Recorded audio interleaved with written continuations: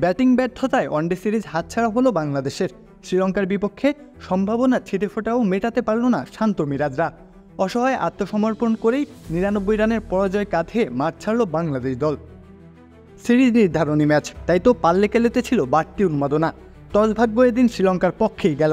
বাংলাদেশের একাদশে এক পরিবর্তন, হাসানের জায়গায় ফিরলেন তাসকিন আহমেদ।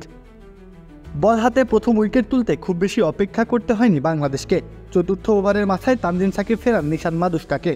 শুরুর ধাক্কাটা নিশাঙ্কা আর কুশল মিলে বেশ ভালোভাবেই সামলাতে থাকেন। ৬৯ রানের মাথায় তানভীর ইসলামের ঘূর্ণিতে কাটা পড়েন নিশাঙ্কা, আর ১০০ রানের মাথায় মেহেদী কামেন্দু মেন্ডিসকে তুলে নিলে বাংলাদেশের অবস্থান তখন বেশ শক্তপোক্তই। বাকি সময়টা এক প্রকার গলার কাটা হয়ে বাংলাদেশকে ভুগিয়েছে কুশল এবং আসালঙ্কা জুটি। দুজনের ব্যাটিং জুটি শ্রীলঙ্কাকে বড় সংগ্রহের পথে নিয়ে যেতে থাকে। এক প্রান্তে যখন কুশল মেন্ডিস সেঞ্চুরি তুলেছেন, অন্য পাশে আসালঙ্কা 50 হাঁকে চোখ রাঙানি দিচ্ছিলেন বোলারদের উপর। বাংলাদেশের ত্রাণকর্তা হয়ে আসেন তাসকিন আহমেদ। আসালঙ্কাকে সাজঘরে ফিরিয়ে ভাঙেন ১২৪ রানের জুটি। তবুও এক প্রান্তে তখনও কুশল মেন্ডিস ছড়ি ঘুরিয়ে যাচ্ছিল।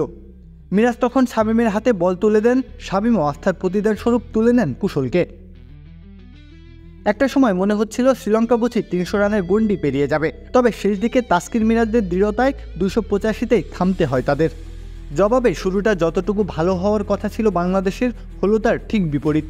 ১৯ রানের মাথায় তানজিদ তামিম ৮০টার শিকার হয়ে ফিরে যাওয়ার ১ রান পর, অর্থাৎ দলের রান যখন ২০, তখন শূন্যতেই সাজঘরে ফেরেন শান্ত।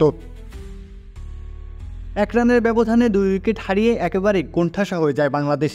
সেখান থেকে তহিদ হৃদয়কে সাথে নিয়ে ইনিংস গড়ার চেষ্টা করেন পারভেজ ইমন, তবে তাড়াহুড়ো করতে গিয়ে ব্যক্তিগত ২৮ রানের মাথায় ফিরে যান ইমন।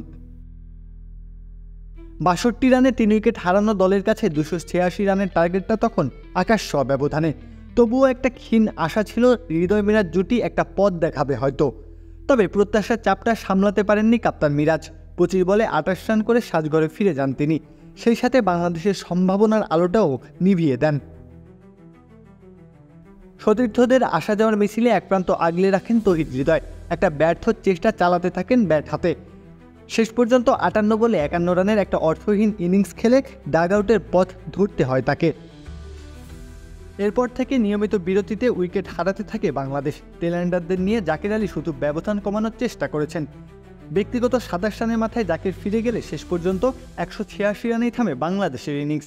হারের ব্যবধান দাঁড়ায় ৯৯ রানের। পাল্লিকেলের ফ্ল্যাট উইকেটে বাংলাদেশের ব্যাটিং বিপর্যয় তাই তো প্রশ্ন তোলে, দেশের ক্রিকেটের অবস্থানটা এখন ঠিক কোথায় আছে। সিরিজ জয়ের লক্ষ্যে নেমে সামান্যতম লড়াইটুকু করতে ব্যর্থ হয়েছে দলটি। দিন শেষে বাংলাদেশের ব্যাটিং অর্ডার প্রমাণ করে দিল দেশের ক্রিকেটটা এখনও ঢের পিছিয়ে। প্রিয় ওয়ানডে ফরম্যাটটাও তাই মুখ ফিরিয়ে নিয়েছে।